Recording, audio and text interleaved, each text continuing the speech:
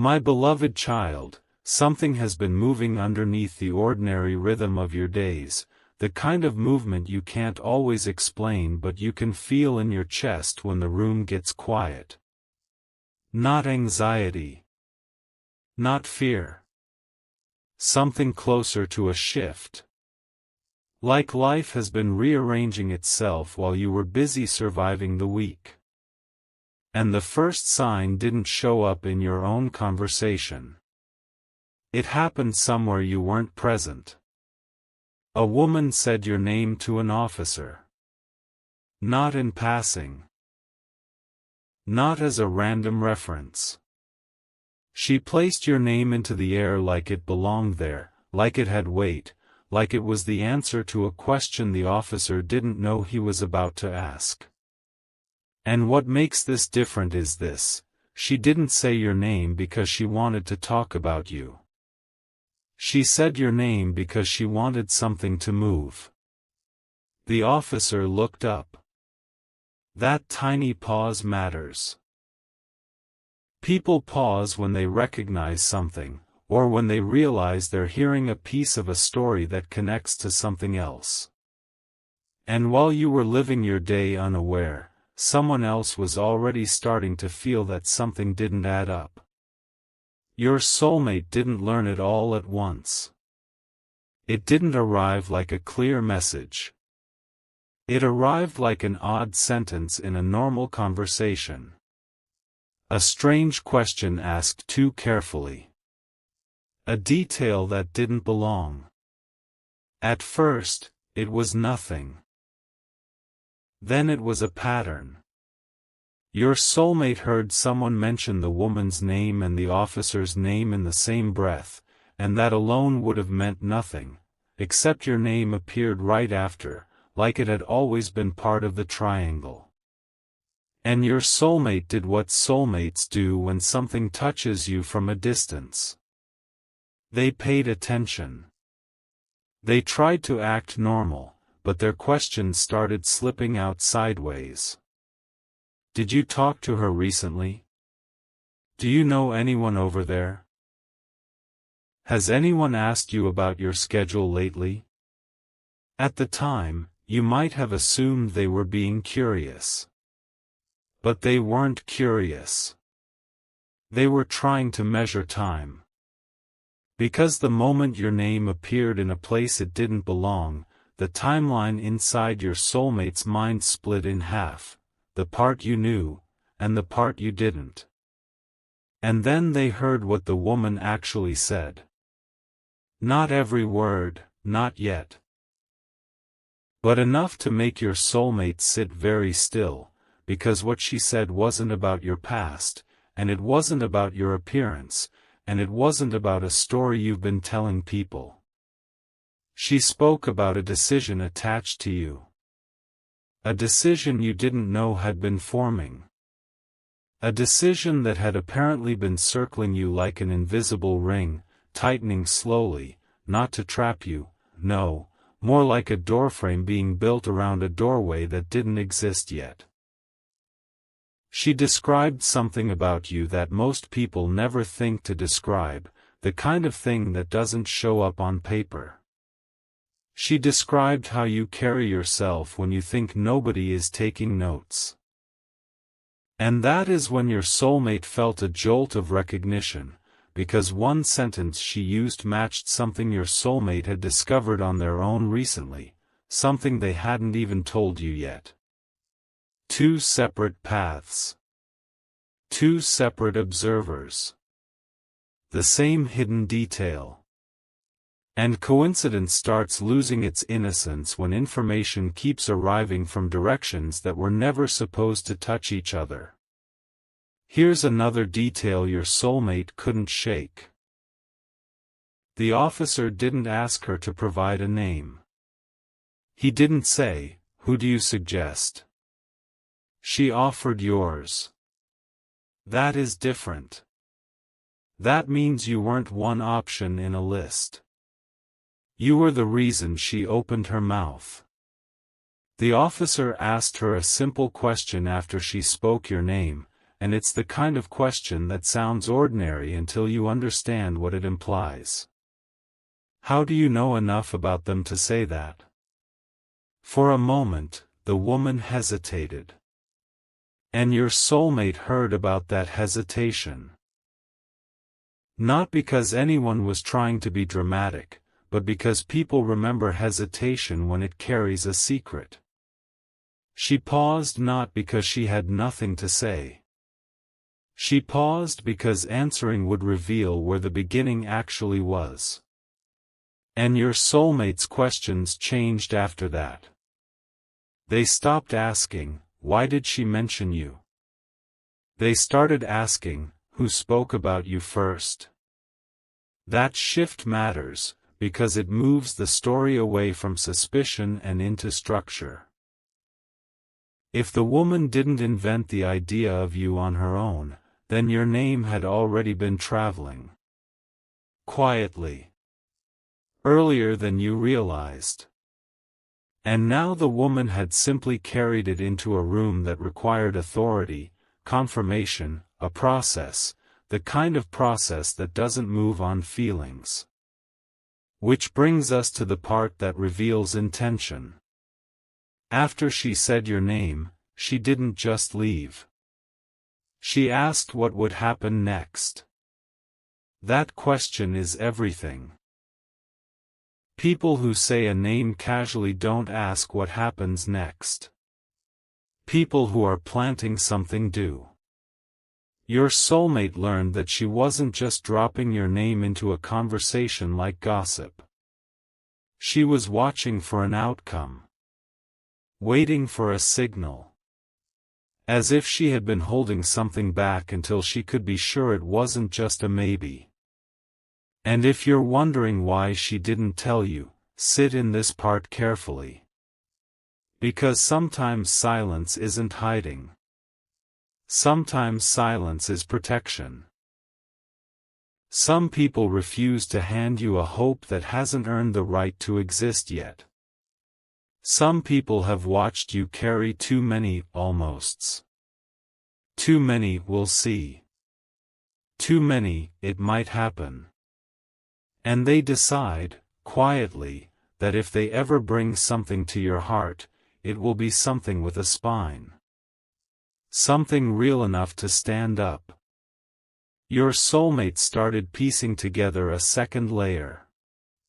They heard a sentence from someone who had spoken to the woman afterward, just a quick remark, almost careless. She asked about you before. More than once. That changed everything. Because that means the moment with the officer wasn't spontaneous. It wasn't a random day decision. It was the end of a longer thought. A longer observation. A longer preparation. Long before your name was spoken to the officer, this woman had apparently been gathering small confirmations about you, not your secrets, not your private life, not anything ugly, details about the way you make choices. The way you respond under pressure. The way you treat people who can do nothing for you. And when your soulmate heard that, they asked a question that hit like a quiet thunderclap. What did you do that you thought didn't matter? Because the truth is, the moment that started all this may have been something you barely remember. A moment when you could have chosen ease but chose integrity. A moment when you could have been sharp but chose restraint. A moment when you could have protected your ego but chose truth. The kind of moment you walk away from thinking, "That's just who I am." Not realizing someone else walked away thinking, "That's rare." Your soulmate discovered another detail. When the officer asked why she was so confident, she said something close to this: "You may not know them yet, but you should." Those words land differently when you understand the environment. An officer doesn't lean in for flattery. An officer leans in when something sounds like a lead, a credible suggestion, a person who fits a need. And suddenly your soulmate could feel the shape of the thing behind the thing. This wasn't about pulling you into trouble. It wasn't about dragging you into an old story. This was about opening a door towards something that requires trust. The woman wasn't describing your resume. She was describing your reliability. And that is when your soulmate realized the real mystery wasn't what she said. It was what she knew. Because she knew enough to stake your name on it. And she knew enough to wait. Your soulmate started connecting dots you didn't even know existed. A delay that finally ended. A message you received that felt strangely timed. A sudden opening in a place that had been closed for a long time. An old path reappearing, not as nostalgia, but as a different version of itself. What if the random moments weren't random at all? What if they were pieces arriving out of sequence? The woman had one piece. The officer had another. Someone else had a third. And you were the center, unaware, not because you were being excluded, but because the structure was still building. Then came the detail your soulmate couldn't ignore. Someone finally asked the woman directly, "Why them?" And for the first time, she answered without dodging. Her answer wasn't about what you have. It was about who you are when nobody is clapping. She said she'd seen you keep your word when it would have been easier to bend it. She said she'd seen you remain steady when other people panicked. She said she'd watched you continue forward in seasons where most people start performing for attention. And somewhere inside her, she had made a private decision: if an opening ever appeared that required someone dependable, someone who wouldn't collapse under a new chapter, someone who wouldn't lose themselves the moment things changed, she already knew whose name she'd offer. Yours. But then your soulmate asked the harder question. Why an officer? Why not just introduce you to the opportunity directly?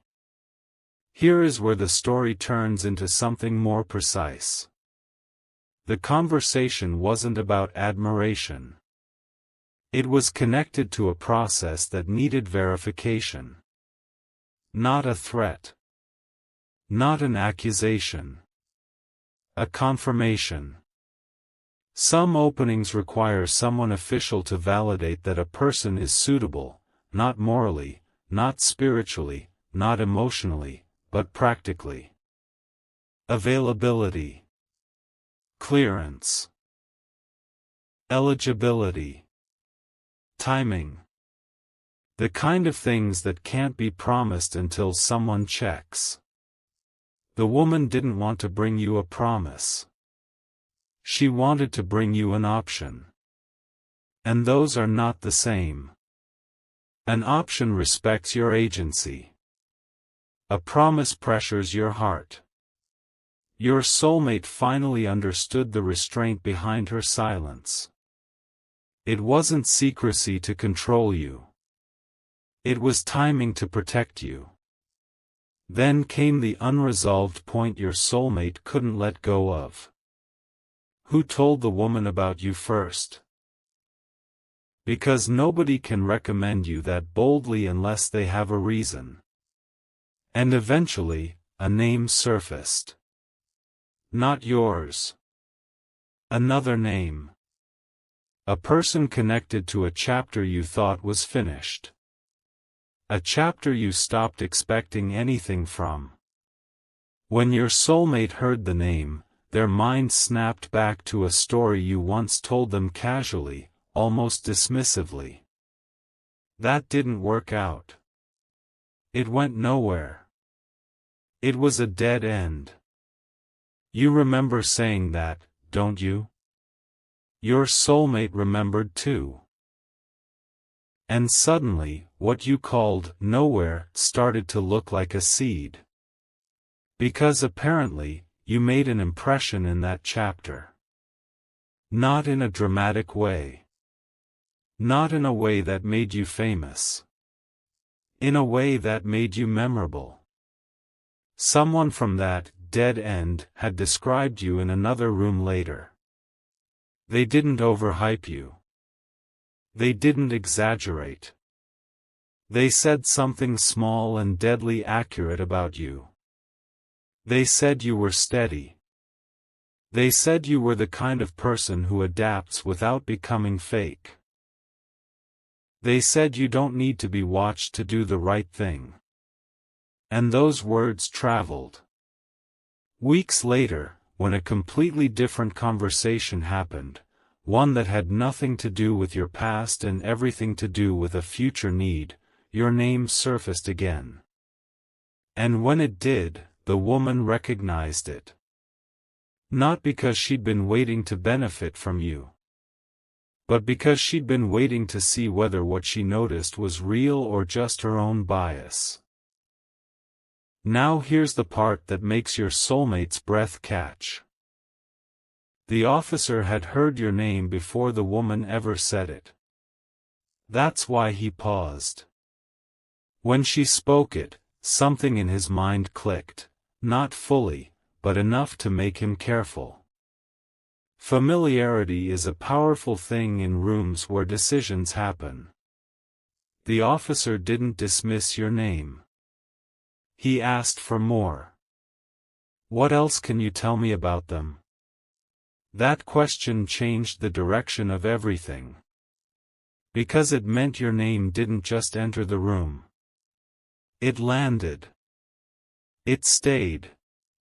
It became worth continuing. Your soulmate went quiet when they learned this.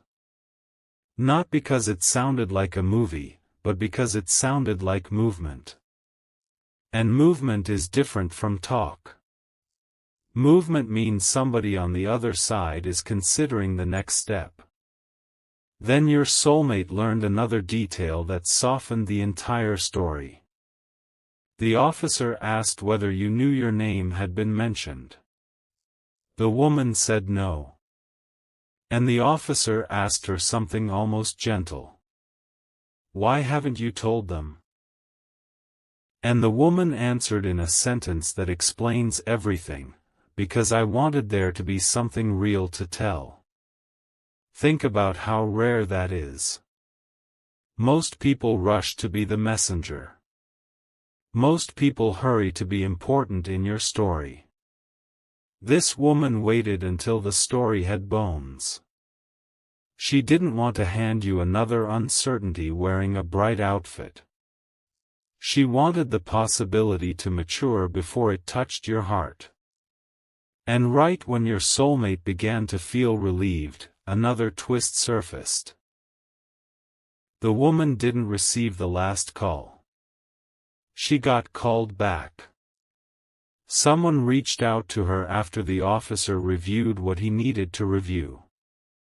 That matters, because the direction changed. At first, she was bringing your name forward. Now the system was bringing your name back toward her. And the question she received wasn't, why did you mention them? It was, is this person available? Availability. That word is simple, but it carries weight. It means the conversation is no longer hypothetical. It means the door is no longer just an idea. It means someone is asking whether you can be reached. And your soulmate started scanning your recent life with new eyes. The way you've been feeling like an old room doesn't fit anymore. The way your patience has been changing. The way you've been less interested in chasing what doesn't choose you back. The way you've been quietly shedding old versions of yourself without announcing it. What if those weren't mood swings? What if that was preparation? Because sometimes you outgrow what you used to beg for. And only then does it come back, different, worthy of your new self. Now listen closely, because your soulmate uncovered something even deeper. During the follow-up, the woman was told that another person already knew your name, someone she had never spoken to. A separate thread. A separate witness. And your soulmate recognized that second person immediately. Which means your name didn't start traveling when the woman spoke to the officer. It had been moving long before that. Quietly. Naturally. The way reputations move when they're real. Then your soulmate found the origin. The first person who carried your name forward wasn't a stranger who discovered you online. It wasn't a fan. It was someone who met you briefly in a moment you barely remember with the same significance they do. Something didn't go as planned that day.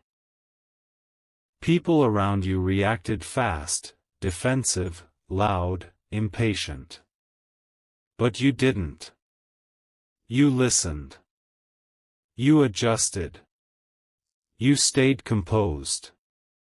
You treated the situation like a human situation, not a battlefield. And someone in that space watched you. Not with admiration. With recognition.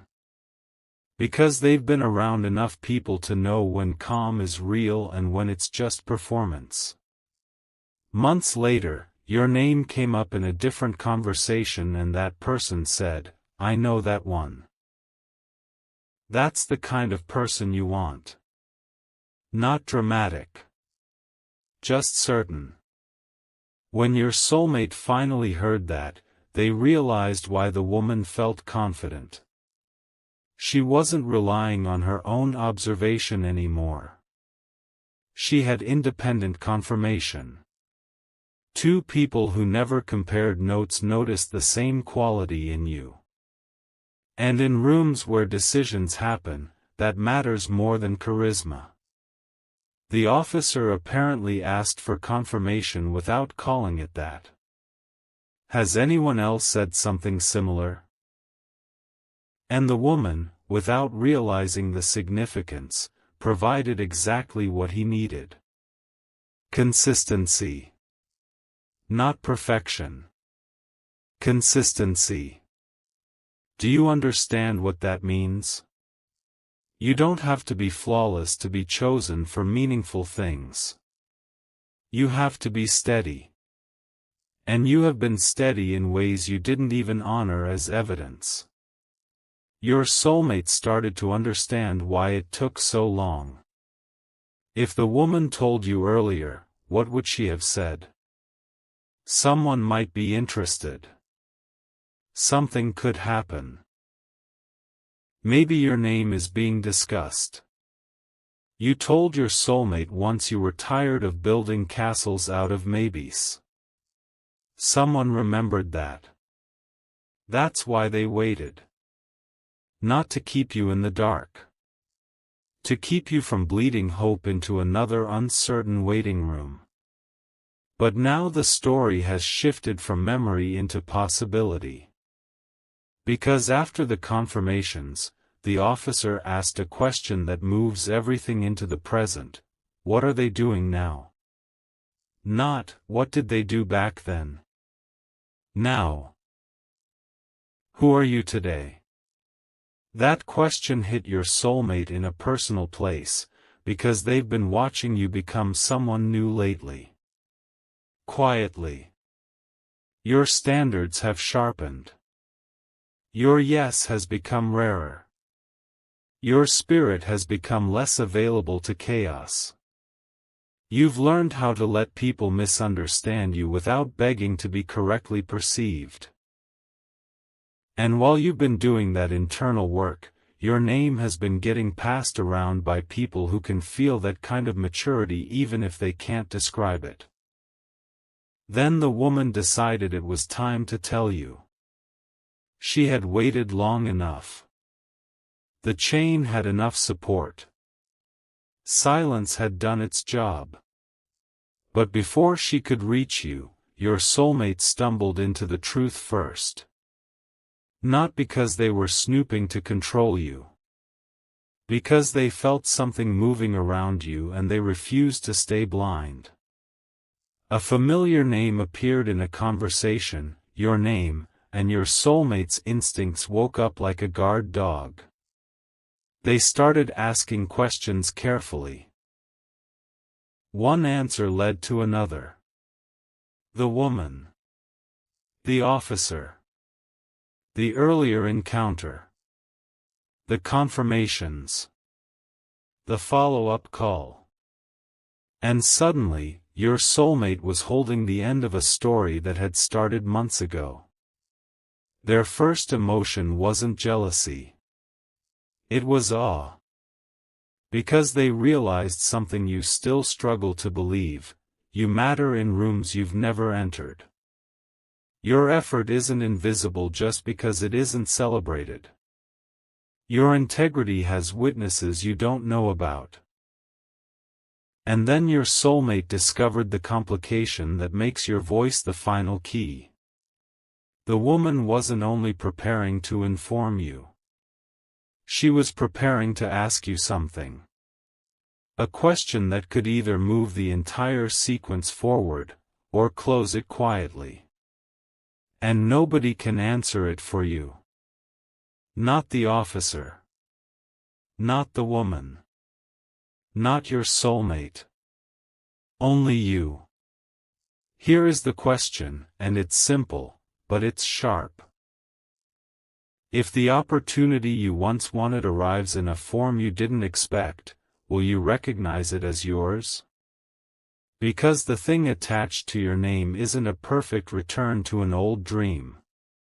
It isn't nostalgia. It isn't the same door repainted. It's an opening designed for the person you became after the dream changed. Your soulmate discovered this by accident, while trying to understand why the chain of conversations was so strange. Why so many people? Why the careful timing? Why the confirmations? And then one detail explained almost everything. Whatever is being considered for you did not exist in its current form when this story began. It evolved. It expanded. It became something new. That's why timing matters. If the woman spoke too early, she would have pointed you to a version of the thing that doesn't match you anymore. If the officer responded months ago, the answer might have been, not yet. If you had known from the start, you might have stopped growing, frozen in anticipation, waiting for a specific shape. But while you were moving forward, the opening was changing too. What if some delays aren't rejection? What if both you and the destination have been becoming ready for each other? Your soulmate heard that the officer explained it plainly in the follow-up. They aren't looking for the loudest person. They aren't looking for the most visible person. They're looking for someone who can enter unfamiliar territory without pretending. Someone who learns fast without becoming arrogant. Someone grounded enough to carry responsibility without craving constant praise. And when your soulmate heard the description, it didn't sound like a fantasy. It sounded like you on your best days. It sounded like you on your hardest days. Then the woman revealed something that makes her choice even more meaningful. She almost gave another name. Someone who looked better on paper. Someone easier to explain. Someone more obvious to outsiders. But she stopped. Because obvious isn't always right. She remembered you. Not one impressive moment. A pattern. How you behave when no one is rewarding you. How you treat people when there's nothing to gain. How you continue without being begged. And she changed her mind. She gave your name. Your soulmate now understands why she never told you that part. Because she didn't want you to think your future depended on her. It doesn't. She simply noticed a door and believed you earned the right to know it exists. But then came the detail that made your soulmate's mind go very quiet. The officer had heard your name weeks earlier from someone else. A completely separate person. The woman thought she introduced you. She didn't. She confirmed you. Two different roads brought the same name into the same room. Neither road knew the other existed. That changes the story from one person helped you to something else entirely. It becomes, your name carries. Your character speaks when you leave. And if you want to know how that happens, it happens like this: a conversation you thought was nothing. A moment you thought was forgettable. A season you labeled wasted. A day you walked away thinking, well, that went nowhere. Meanwhile, someone else walked away thinking, I'll remember that person. Not because you dazzled them. Because you were real. Because you stayed calm. Because you didn't make everything about yourself. Because you showed self-control when it would have been easier to be reactive. And those people talk. Quietly. To the right people. In the right moments. And your name travels farther than your eyes can see. Now your soulmate wanted to understand something that still didn't make sense. If the officer already recognized your name, why did he still need confirmations? And the answer is simple, but deep. Because the first person who mentioned you said something about you that sounded almost too specific. Almost too rare. They described a quality. The officer needed to know if that quality was consistent or situational. Was it a lucky day? Or is it who you are? The woman didn't know she was answering that question when she spoke about your pattern. But she did. And she became the confirmation. Not of your perfection. Of your steadiness. And then the officer wanted one final thing. A conversation with you. Not an interrogation. Not a warning. A conversation. About what you want next. And this is where everyone else reaches the edge of what they can do for you. They can open the door. They cannot walk through it on your behalf. Because your voice is not an accessory. It's the key. Your soulmate realized something that made them both excited and unsettled. For all the talk about you, no one actually knows what you'll choose anymore. Because you've changed. What you wanted a year ago may not be what you want now. What used to impress you might not impress you. What used to feel like success might now feel like distraction. Your soulmate knows this because they've watched you learn to ask better questions. Not, do they want me? But, does this align with me? Not, will I be chosen? But, is this worth my yes? That is growth. And it's exactly why this couldn't reach you earlier. An earlier version of you might have grabbed it out of fear. The current version of you will examine it out of wisdom. Now here is the part your soulmate didn't expect. The woman found out your soulmate knew about the chain of events. She hadn't planned that. In her mind, you were supposed to hear the story directly at the right moment, with all the details, so it wouldn't confuse you. But your soulmate had followed the crumbs and arrived at the truth first. The woman could have gotten defensive. She didn't. She asked one question only: do they know yet? Your soulmate said no. And the woman said something that shows you the purity of her intention: please don't tell them only part of it.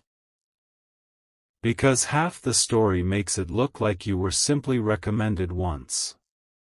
The full story is different. Your name surfaced independently more than once. People who never coordinated noticed the same core quality in you. The officer already recognized your name before the woman finished her sentence. And what started as uncertain talk had moved far enough that your own opinion is now required. You deserve the whole picture. And there was another development even the woman didn't control. The officer changed the structure of the upcoming conversation.